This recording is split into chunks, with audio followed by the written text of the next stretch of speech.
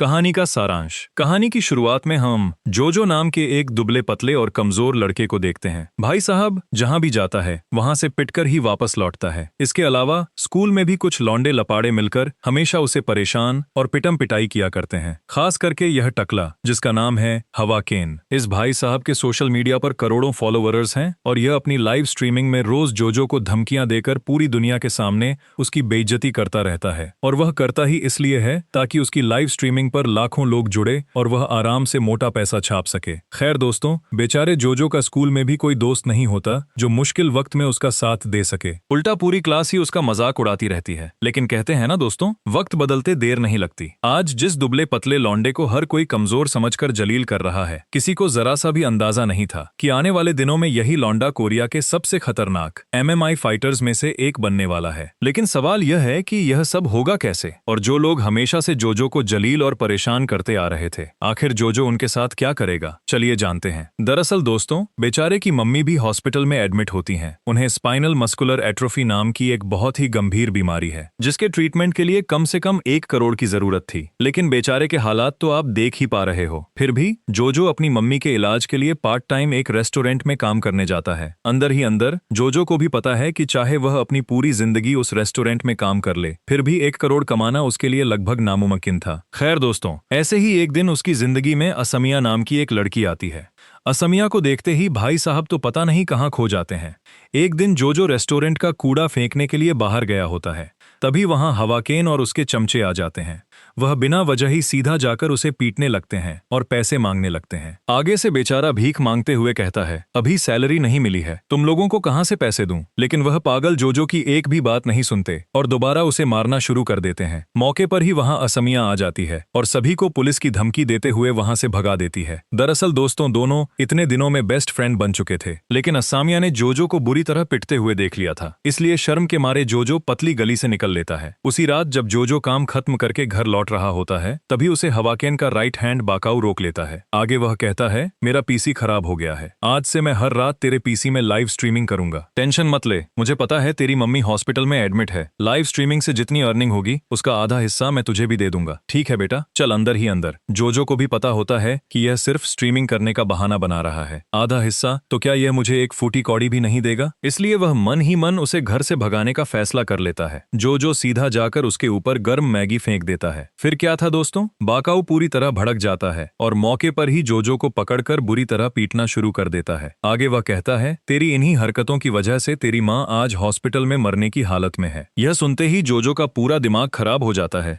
और मौके पर ही वह भी उठकर उसे धोना शुरू कर देता है, क्योंकि बेटा चाहे कितना भी कमजोर हो, जहां बात मां की आती है वहां बिल्ली भी शेर बन जाती है। उस रात जोजो अपने पिछले 1 साल का सारा भड़ास उस पर निकाल देता है और पीट पीट कर उसे वहां से भगा देता है। अगली सुबह जब जोजो स्कूल जाने के लिए निकलता है, तभी उसे बाकाऊ का कॉल आ जाता है। आगे वह बताता है, कल रात जो हम दोनों ने WWE खेला था, उसे पूरी दुनिया ने देख लिया है, अब जल्दी घर जा और उसे डिलीट कर। जोजो कहता है, अरे लेकिन मैंने तो कंप्यूटर ऑफ कर दिया था। बाकाऊ कहता है, अबे साले, कंप्यूटर का वेबक ऑन था और तू चाहे कंप्यूटर ऑफ कर दे, लाइव स्ट्रीमिंग अपने आप अपलोड हो जाती है। यह सुनते ही जोजो तुरंत घर की तरफ दौड़ मारता है। पहुंचते ही वह देखता है कि वीडियो सच में पब्लिक थी और वह live video 1 lakh views cross कर चुका था। जोजो मौके पर ही उसे तुरंत डिलीट कर देता है। भाई साहब को लगा कि वीडियो डिलीट करते ही सारी प्रॉब्लम खत्म हो गई, लेकिन जैसे ही वह स्कूल पहुंचता है, वीडियो पूरे स्कूल में फैल चुकी होती है। पूरी क्लास बस उन दोनों की ही चर्चा कर रही होती है। तभी वहां बाकाऊ आ जाता है। वह गुस्से में जोजो को पीटने के लिए आगे बढ़ता ही है कि तभी हवाकेन बीच में टांग अड़ा देता है। आगे वह कहता है, तुम जोजो जैसे एक कमजोर लड़के से कैसे पिट कर आ गए? आज के बाद से तू मेरा दोस्त नहीं है। अगर मैं तेरे जैसे नामर्दों को अपने गैंग में रखूंगा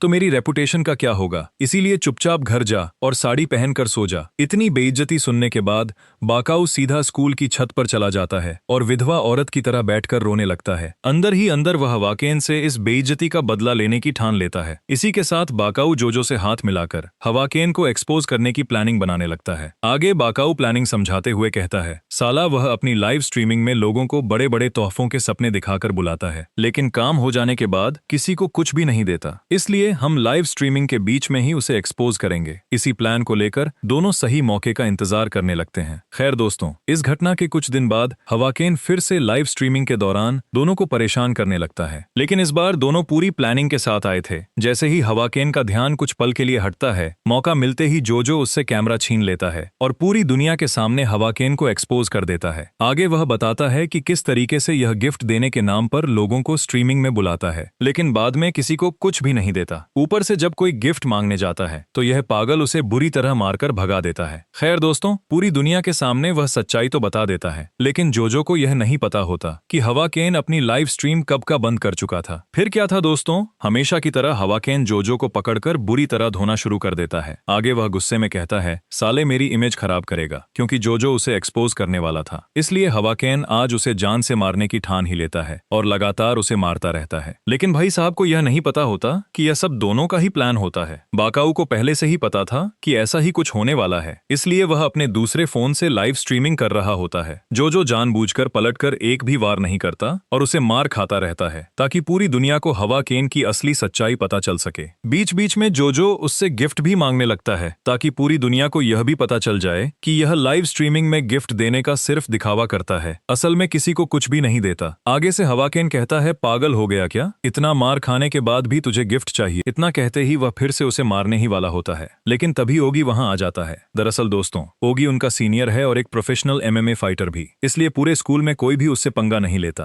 पोंगी के वहां आते ही हवाकेन तुरंत जोजो को छोड़ देता है। उधर बाकाऊ की लाइव स्ट्रीमिंग देखकर लोग हवाकेन को बुरी तरह ट्रोल करने लगते हैं, लेकिन जोजो इस बार कुछ ज्यादा ही मार खा चुका होता है, जिसके चलते अगली सुबह जब उसे होश आता है तो वह खुद को सीधा हॉस्पिटल में पाता है। उसके होश आते ही बाकाऊ उसे बताता है, भाई हवाकेन की पूरी दुनिया के सामने पोल खुल चुकी है, अब उसकी दुकान ज्यादा दिन नहीं चलेगी। और हाँ, हमारी लाइव स्ट्रीमिंग को लगभग 12 लाख लोगों ने देखा है और इससे हमें 300-900 रुपीस की कमाई भी हुई है। भाई साहब को लगा था कि लाखों व्यूज का मतलब लाखों रुपए होंगे, लेकिन सिर्फ 300-900 रुपीस सुनकर उसका मुंह ही लटक जाता है। आगे से जोजो कहता है, अबे साले 300-900 रुपीस में क्या होगा, इतना मार खाने के बाद भी मुझे बस 3900 ही मिलेंगे। बाकाऊ कहता है, वीडियो काफी छोटी बन गई, तुम्हें कम से कम 20 मिनट तक मार खानी चाहिए थी, क्योंकि लॉन्ग वीडियो में ऐड ज्यादा चलते हैं और अर्निंग भी ज्यादा होती है। जोजो कहता है, अबे साले 5 मिनट मार खाते ही मैं हॉस्पिटल पहुंच गया और तू मुझे 20 मिनट मार खाने को कह रहा है, इतने में तो पैसा लेने के लिए मैं जिंदा ही नहीं बचूंगा। बाकाऊ उसे उसकी मम्मी की याद दिलाते हुए कहता है, भाई सुन, जितनी देर तक तू मार खाएगा तेरी मम्मी के इलाज के लिए पैसा उतनी ही जल्दी बढ़ेगा, और तेरी मम्मी को चाहिए ही कितना, बस 40 लाख। लोग इस प्लेटफॉर्म से महीने के 20-20 करोड़ कमाते हैं, समझा क्या? फिर क्या था दोस्तों, 20 करोड़ का नाम सुनते ही जोज किसी से भी मार खाने के लिए तैयार हो जाता है, लेकिन अंदर ही अंदर वह समझ चुका था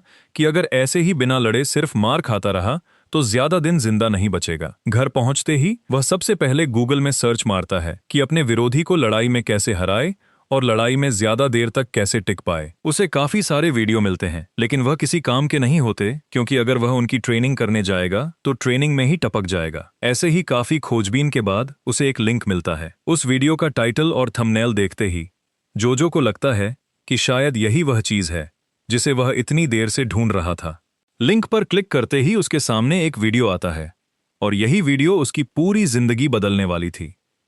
आगे ट्रेनर वही सब बातें बताने लगता है जो जोजो की जिंदगी से बिल्कुल मिलती जुलती होती है।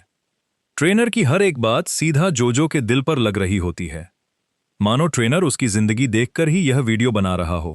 खैर दोस्तों, इसकी ट्रेनिंग की बात हम आगे करेंगे। इधर वीडियो एक्सपोज होने के बाद हवाकेन का गुस्सा 7वें आसमान पर था। सुबह स्कूल में पहुंचते ही जोजो देखता है कि वीडियो एक्सपोज होने के चलते हवाकेन कुत्ते की तरह उसे ढूंढ रहा है। दोनों ही वहां से भागने की कोशिश करते हैं, लेकिन आखिरकार हवाकेन उन्हें पकड़ लेता है और हमेशा की तरह फिर से जोजो को धोना शुरू कर देता है। लेकिन इस बार हवाकेन कुछ ज्यादा ही सीरियस था, क्योंकि उस वीडियो के चलते लोग अब उसकी लाइव स्ट्रीम नहीं देख रहे थे और हर कोई उसके वीडियो में आने से मना कर रहा था।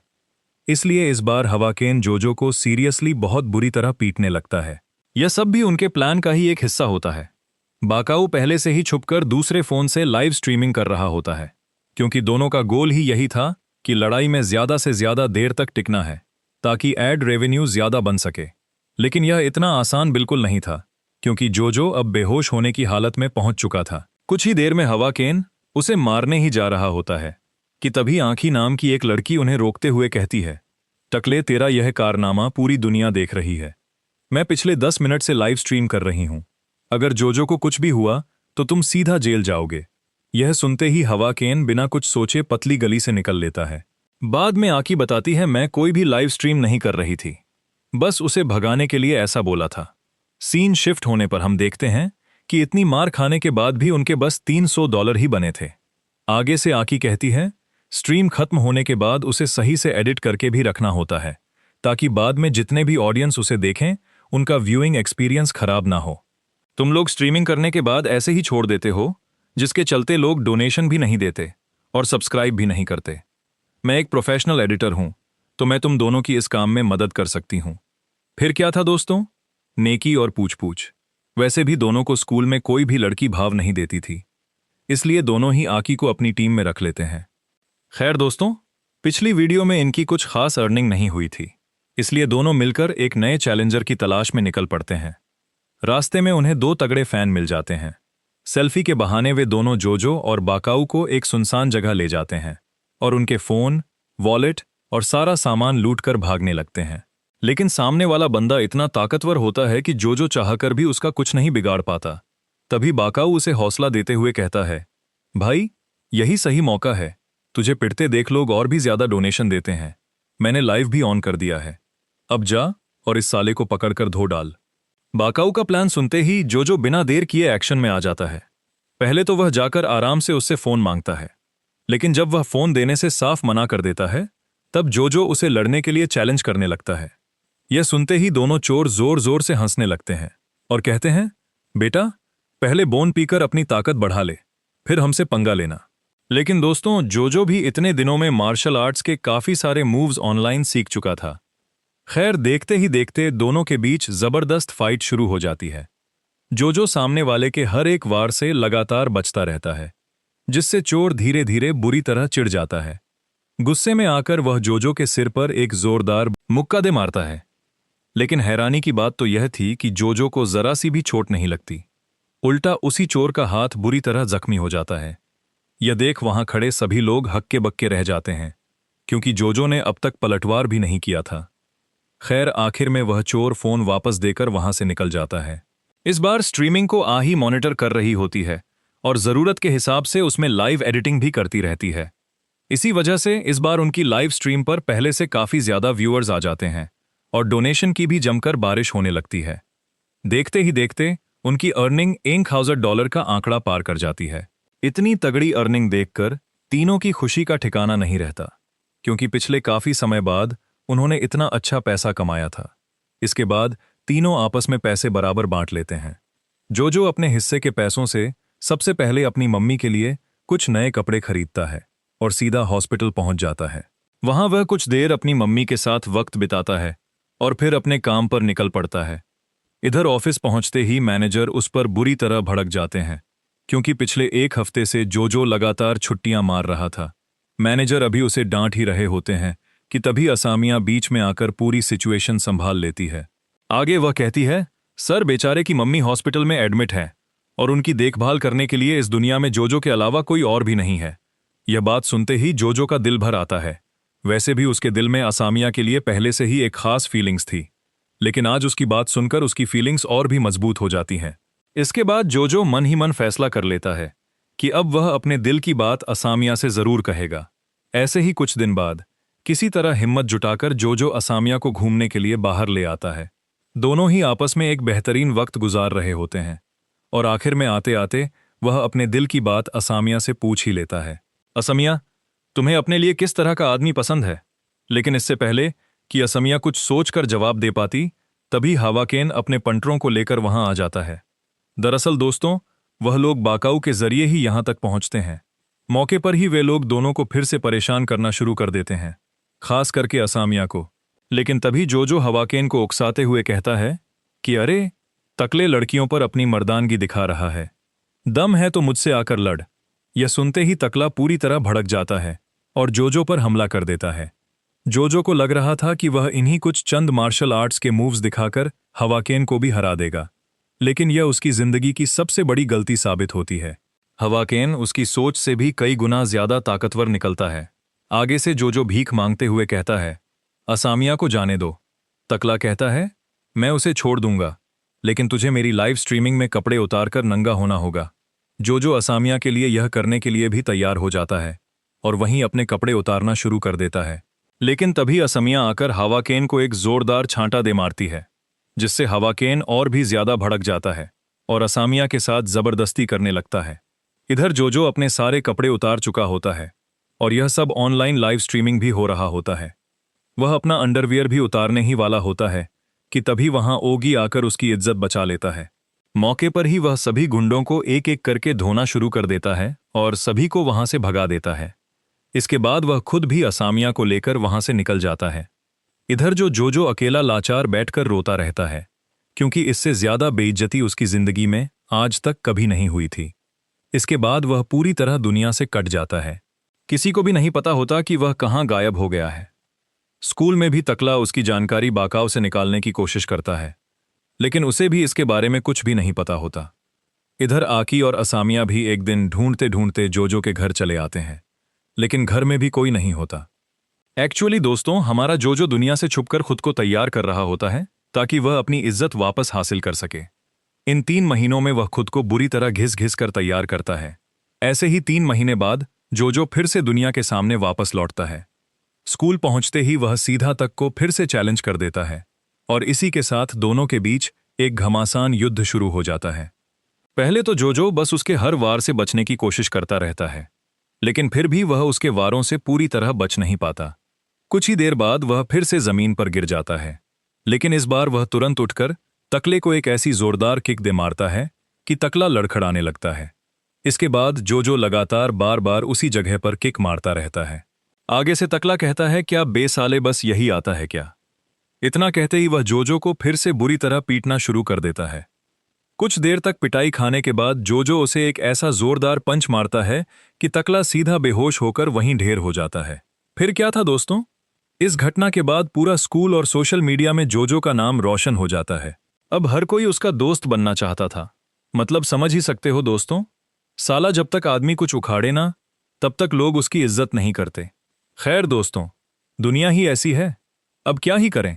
इस घटना के बाद जो जोजो असमिया से भी मिलने के लिए आता है, क्योंकि उसे पिछली बार हुई उस बेइज्जती के बाद उससे माफी मांगनी थी। आगे से असामिया कहती हैं, अरे पगले सॉरी तो मुझे बोलना चाहिए। तुमने जो कुछ भी किया वो सिर्फ मेरी जान बचाने के लिए किया, और वैसे भी तुमने उस दरिंदे को उसकी औकात भी दिखा दी। इसलिए अब गिल्ट फील करना बंद करो। अब तो हम बिंदास डेट पर भी जा सकते हैं। इतना कहकर असामिया मुस्कुराते हुए वहां से चली जाती है। लेकिन तभी जोजो की नजर उस रुमाल पर पड़ती है जो असामिया गलती से उसके पास ही छोड़ गई थी। वह बिना देर किए रुमाल लौटाने के लिए उसके पीछे दौड़ पड़ता है, लेकिन जैसे ही वह उसका पीछा करते हुए उसके घर तक पहुंचता है, वह देखता है कि असामिया सीधा एक लग्जरी बंगले के अंदर जा रही है। यह देखकर जोजो पूरी तरह हैरान रह जाता है, क्योंकि अगर असामिया सच में इतनी अमीर है तो फिर वह रेस्टोरेंट में एक नॉर्मल एम्प्लॉई बनकर काम क्यों कर रही थी। दरअसल दोस्तों, इसके पीछे भी एक बहुत ही बड़ा राज छुपा हुआ है, जिसको हम आगे जानेंगे। अगले दिन बाकाऊ दोनों से कहता है कि मैंने एक नया चैलेंजर ढूंढा है, जो कि एक ताइक्वांडो चैंपियन रह चुका है। अगर हम इसको हरा दें तो हम और पैसा छाप सकते हैं, क्योंकि ओपोनेंट एक ताइक्वांडो चैंपियन था। इसलिए जोजो ओगी के पास चला जाता है और उसे ताइक्वांडो सिखाने को कहता है। लेकिन आगे से ओगी साफ मना करते हुए कहता है, अगर तुम यह सब लाइव स्ट्रीमिंग के लिए कर रहे हो तो मैं तुम्हारी मदद नहीं कर सकता, और वैसे भी एक हफ्ते में ताइक्वांडो नहीं सीखा जा सकता। यह सुनने के बाद जोजो उदास होकर वहां से निकल जाता है। घर पहुंचते ही जोजो देखता है कि बेट फेलोस नाम की एक बड़ी बॉक्सिंग कंपनी का ओनर उसे स्पॉन्सर करने के लिए आया हुआ होता है। दरअसल दोस्तों, जोजो की पिछली फाइट्स देखकर वह उससे काफी इंप्रेस हो चुका था। आगे वह कहता है, अगर तुम बेट फेलोस के बॉक्सिंग रिंग में फाइट करोगे तो तुम्हें ढेर सारी पॉपुलैरिटी के साथ साथ बिलियंस ऑफ डॉलर्स भी मिल सकते हैं, जिससे तुम अपनी मां का इलाज एक ही बार में करवाना सकते हो। इतना बड़ा ऑफर सुनने के बाद भी जोजो कुछ देर सोच में पड़ जाता है। आगे से जोजो मना करते हुए कहता है, देखिए सर, सच बताऊं तो मैं अभी इसके लिए तैयार नहीं हूं। मुझे अपनी कला में अभी और माहिर बनना है।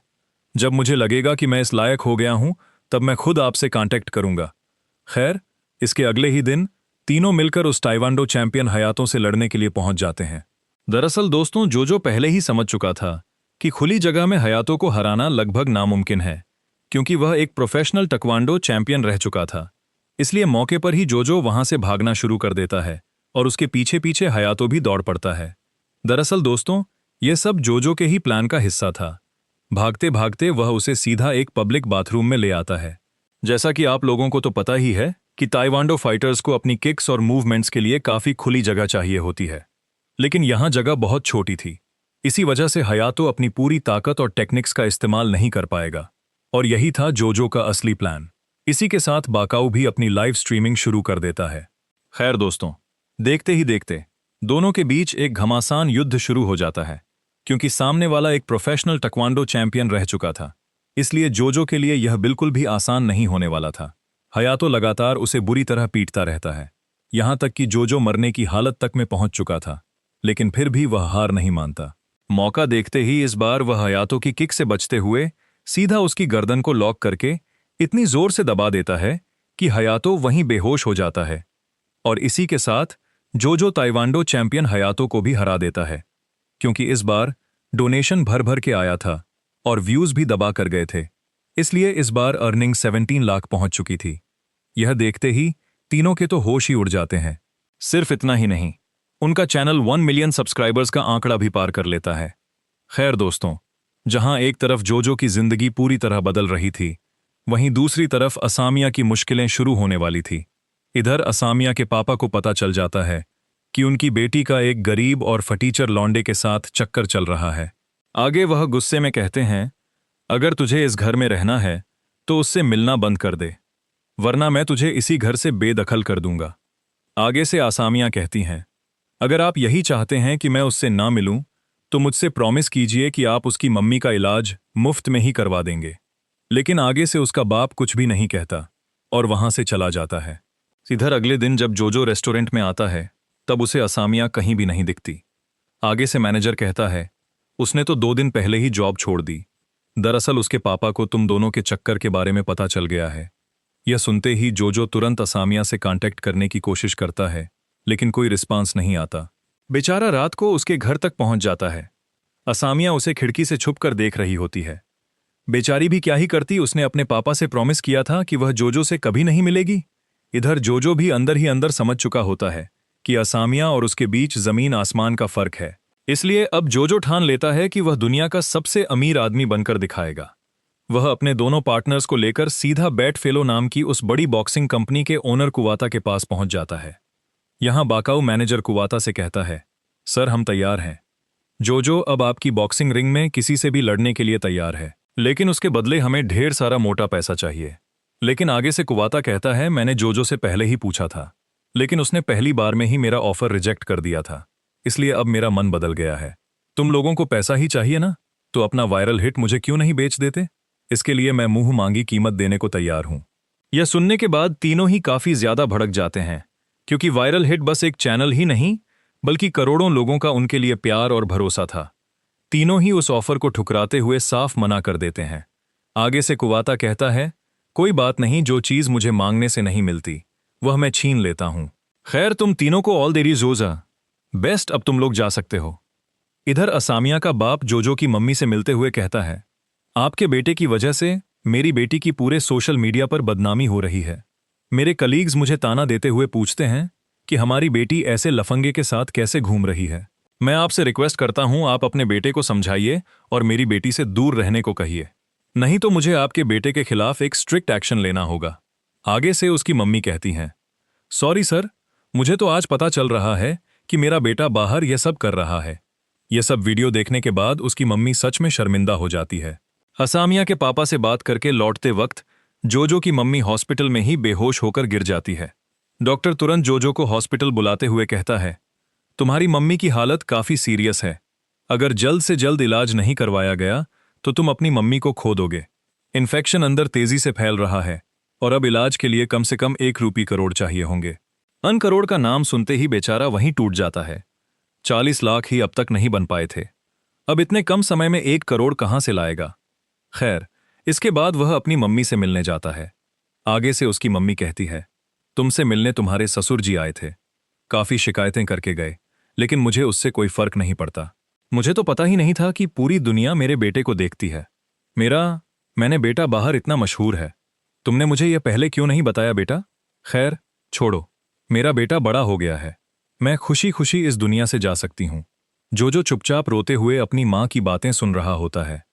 खैर दोस्तों, हॉस्पिटल से बाहर निकलते ही जोजो को पता चलता है कि उनका चैनल कुवाता ने हैक कर लिया है। यह सुनते ही तीनों सीधा कुवाता से मिलने के लिए चले जाते हैं। जोजो सीधा उसे चैलेंज देते हुए कहता है, तू एक नंबर का चोर है। इतना बड़ा बॉक्सिंग रिंग का ओनर है, महीने के करोड़ों कमाता है, फिर भी हमारा चैनल हड़प लिया। चल छोड़, हमें चैनल नहीं चाहिए। मुझे बॉक्सिंग रिंग में तेरे साथ 1 वर्सेस 1 करना है।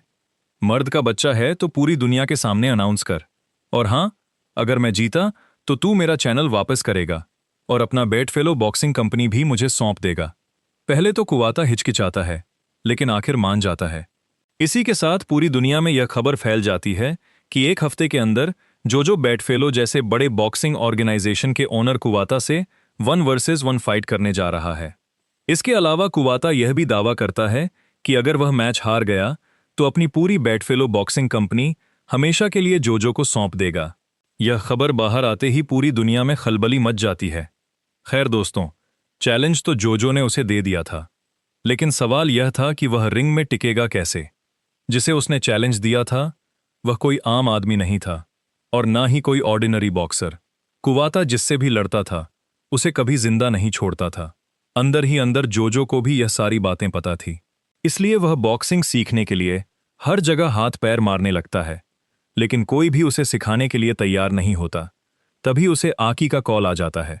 वह उसे अपने घर बुलाकर कहती है, तुम जो वीडियोज ऑनलाइन देखकर सीखते हो वह और कोई नहीं बल्कि मेरे पापा ही हैं। यह देखते ही जोजो के तो होश ही उड़ जाते हैं।